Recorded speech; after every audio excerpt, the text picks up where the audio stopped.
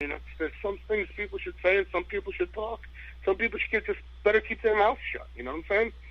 Yep. So I have heat with nobody. I don't have heat with anybody, dude. And that's one thing I see in the business. A lot of people hating on each other. Promoters hating this one. People saying they tear down posters. I've never worked for any promoter that tear down posters. I've never seen a promoter go out of his way to tear down posters. And I just think it's all fucking. I think the promoters in the state of New Jersey, New York, and Connecticut should fucking play nice, and fucking in Pennsylvania too, play nice. Tearing down somebody's posters or blaming somebody for tearing down posters. I said, you guys will make more money working together. You know what I'm saying? There's enough money to go around, enough work to go around for everybody. Don't shit on each other. Support, advertise somebody else's program. If they're not running in the same town as you, fucking put them on your Facebook page, put them on your Twitter, or whatever. I don't think there's anything wrong with that. There's not. You're absolutely right, and it's gone on too many times. Too many times, and you know what? And I know for a fact, one promoter's blaming the other one for tearing his posters down, and both guys are not doing it. It's somebody else that's doing it and blaming everybody else. Like just recently, East Coast Professional Wrestling was shit on, saying they shut down somebody's show. I'm not going to mention any names. I know for a fact they didn't shut down the shows. They weren't wrong. They were in that building years, like 6 months before, and they couldn't draw flyers with a packed crowd. They had a stacked crowd of top name wrestlers from. I wasn't on it, but they had all guys from like luchadors and Mexican wrestlers, Puerto Rican wrestlers, and they couldn't draw. They could not draw in the area, and I know for a fact that ticket sales were responsible for that building being closed down, and there was a lot online about ECBW, Gino Caruso being the reason why that building was shut down. He had nothing to do with it. Come on, that place sold 5 tickets. It was like fucking ridiculous.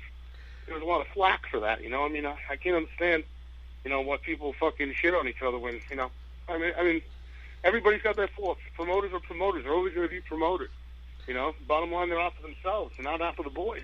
And the bad part is sometimes those promoters were the boys. Right. I recently worked for a promoter who I know for fucking 20 years. I worked for him about once or twice every 2 years.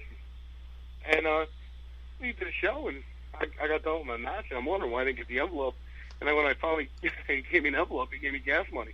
I was like, Jesus Christ, I haven't received gas money in fucking years.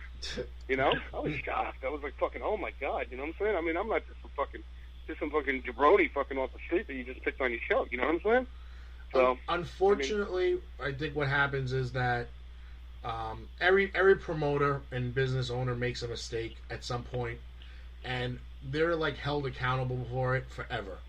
And it's kind of unfair because they might have made amends a long time ago, but you got those people who will never ever forget, and they'll never allow people to forget it, and they try to use hold the grudge. They hold the grudge. Yeah, and they use it to try to poison their future business ventures and shows. But that person making business and having good business means that the other people will eventually draw good business.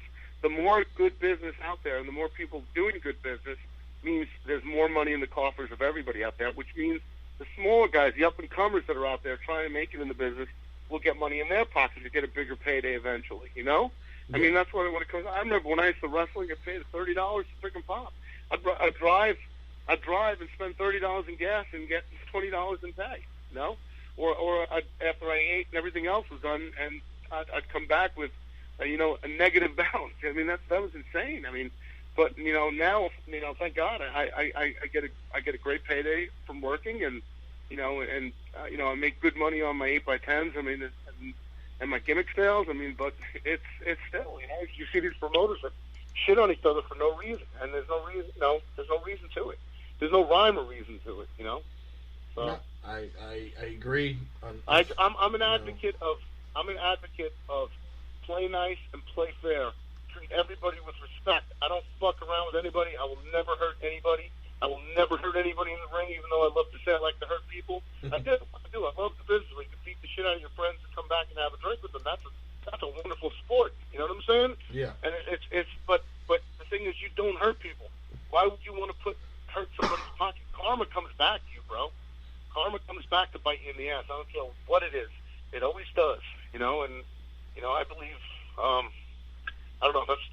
way I am. I feel like I've never done wrong to anybody, and I really haven't. I've always tried to help, and even the old timers, I try to make sure that everybody gets work. If I can help you, and if I have a way, like just now, I got a phone call on a Friday morning at 6:00 in the morning. I got a phone call from Brutus Beefcake, and he called me up and said, "Brother," he goes, I really need to make some money. I'm having a little bit of difficulty. Can you help me out? And I got him on Chiller with us.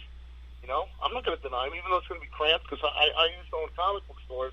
So I as a vendor, I sell my toys. I sell my comics and toys. Right. So which not wrestling related toys. I hate wrestling toys.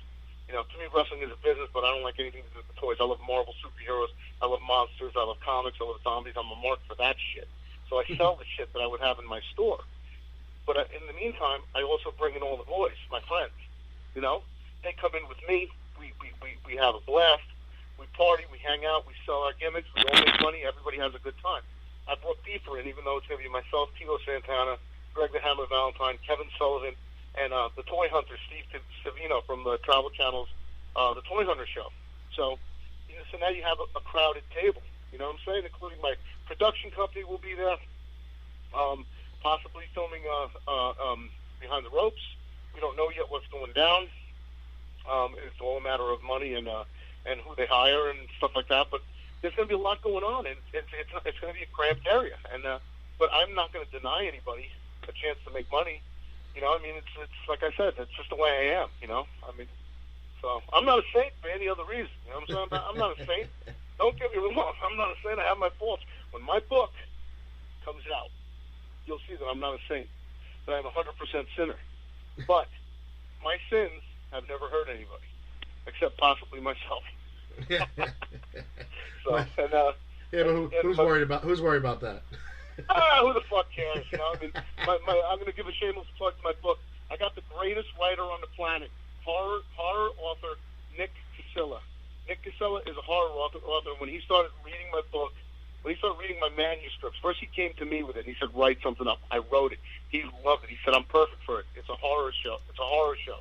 He goes, "Your life has been a horror story in a way sometimes, and it's funny. It's my book is slapstick humor.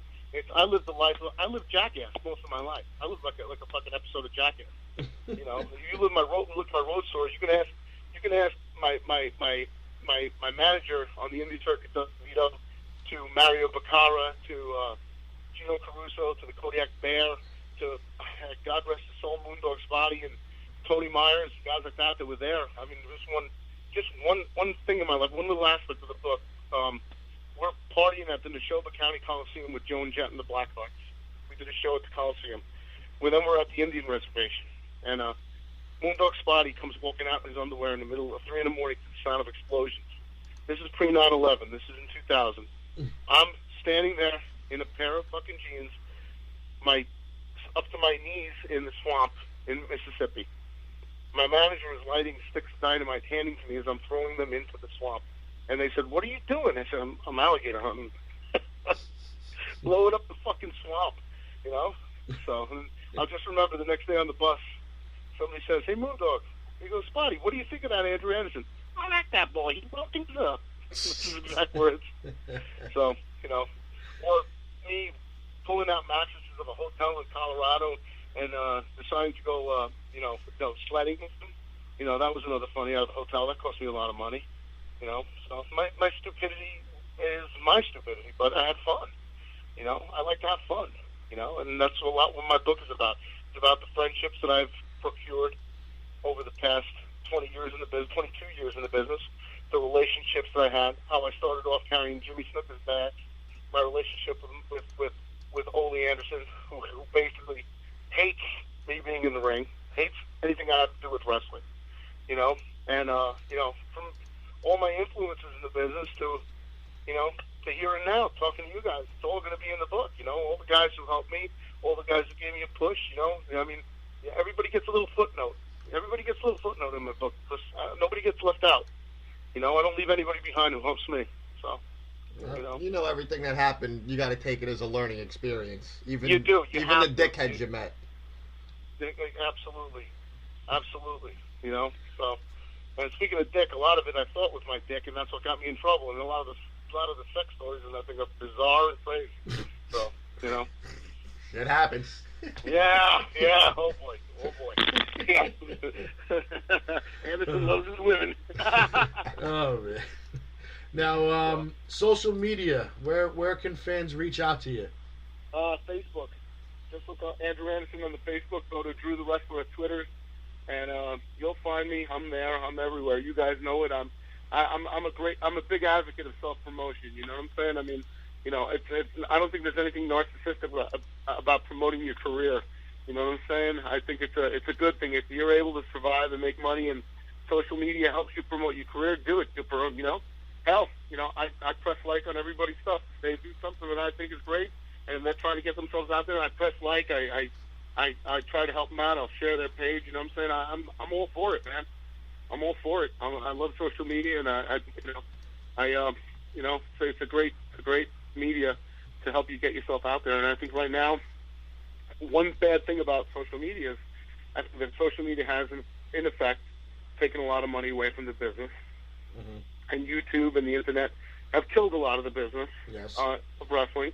And it's a sad aspect, but there's nothing you can do. You just have to roll with the punches and go on. It ain't going to change. You know, it's not going to change. You know, Nikolai Volkov always says, Vince, he killed the business. You know, yes, Vince McMahon killed the business. You know, it evolved. It would evolve regardless. You know, do I think the WWE is an awesome product? No. I think it's the drizzling shit. I think everybody looks like he came out of a cookie cutter, and you have guys out there saying that Rusev can't work and Rusev sucks and everything. You know what I say? I say Rusev looks like a fucking wrestler. Yeah. He looks like a fucking wrestler. Big Show looks like a wrestler. He doesn't look like fucking everybody else. You know what I'm saying? You know, and that's one thing. You know what I'm saying? I mean, hell, you know. I mean, I seen Ric Flair, Dusty Rhodes, to my face. They said if they were to start out in the business now, they wouldn't make it because they don't have the build. They don't look. They're not a body. You know. I mean, even Hogan. Yeah. Hogan had charisma, but now they don't care about charisma. They care more about a body now. You know. Yeah, microphone skills don't count anymore. You know what? Microphone skills do count if you have a build to go with it. You have to be it's no longer looking like a superhero. You know, wrestlers used to look like superheroes. Wrestlers had to look like a monster. If you were a heel, you had to be a monster. You had to look the part.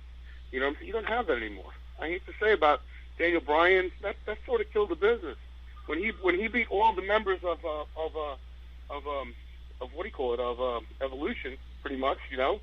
He beat everybody, 3 members of Evolution in that match, you know, at WrestleMania. To me, it was a lot. I mean, he's a great worker, undeniably phenomenal. But to me, it's not believable. A little guy beating guys like that, you know. Jesse the Body always said a good big man will never beat a good big man, you know. And that's the bottom line, you know. I mean, I just think that business has changed, the playing field has changed, you know. So that's why Andrew Anderson's gone into acting. So he took his entertainment skills elsewhere. I'm taking my big man skills elsewhere. So look out! It's going to be Godzilla versus Anderson in the sequel. So. Well, it's got to be better than any Godzilla movie they've put out in the last 20 years. So. The one they just did wasn't that bad. You know, I'm a Godzilla fan. Well, it was better than the Matthew Broderick version. That was true. Oh my God, that was the drizzling fucking shizit. So that was fucking shizit. You know, but I mean, the new Godzilla. The only problem I had, his head was too small. You know, it was a pinhead Godzilla.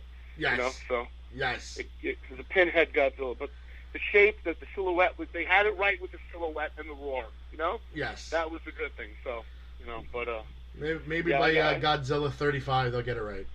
Yeah, right, by the 35th sequel, right? Maybe I'll be in one of them. Who knows? You never know. I'm not gonna get plastic surgery. Have my eyes freaking made a little Oriental eyes, you know. Oh. So, bleach blonde Asian, oh, you know. God. So, you know, but yeah, it's all good, man. I mean, you know, I love the people, the fans. You know, I love meeting people. I was at ToyCon today, and a lot of people. I didn't want to sign they billed me as Andrew Anderson from the movie The Wrestler and from the upcoming TV The Vikings and other stuff, History Channel, The Vikings and other stuff. But I didn't want to be there as a wrestler. I wanted to be there as a vendor, selling the toys and just enjoying it. You know, I put my hair in a ponytail, put my glasses on, tried to be incognito, and everybody still recognized me. Oh, when the Power Ranger guys came over to me and totally